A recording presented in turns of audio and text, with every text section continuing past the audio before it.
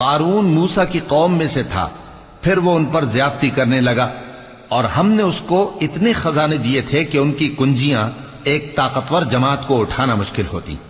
جب اس سے اس کی قوم نے کہا کہ اترائیے مت، کہ اللہ اترانے والوں کو پسند نہیں کرتا، اور جو مال تم کو اللہ نے عطا فرمایا ہے اس سے آخرت کی بھلائی طلب کیجئے اور دنیا سے اپنا حصہ نہ بھلائیے، اور جیسی اللہ نے تم سے بھلائی کی ہے ویسی تم بھی لوگوں سے بھلائی کرو، اور ملک میں طالب فساد نہ ہو، کیونکہ اللہ فساد کرنے والوں کو دوست نہیں رکھتا۔ وہ بولا کہ یہ مال مجھے میرے ایک ہنر کے سبب ملا ہے۔ کیا اس کو معلوم نہیں تھا کہ اللہ نے اس سے پہلے بہت سی امتیں جو اس سے قوت میں بڑھ کر اور جمعیت میں بیشتر تھیں ہلاک کر ڈالی تھیں، اور گناہگاروں سے ان کے گناہوں کے بارے میں پوچھا نہیں جائے گا؟ تو ایک روز قارون بڑی آرائش اور ٹھاٹ سے اپنی قوم کے سامنے نکلا۔ جو لوگ دنیا کی زندگی کے طالب تھے کہنے لگے کہ جیسا مال و متاع قارون کو ملا ہے کاش ایسا ہی ہمیں بھی ملے، وہ تو بڑے نصیب والا ہے۔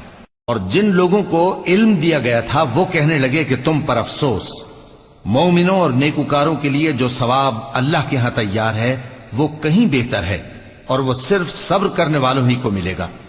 پس ہم نے قارون کو اور اس کی حویلی کو زمین میں دھسا دیا، تو اللہ کے سوا کوئی جماعت اس کی مددگار نہ ہو سکی اور نہ وہ بدلہ لے سکا۔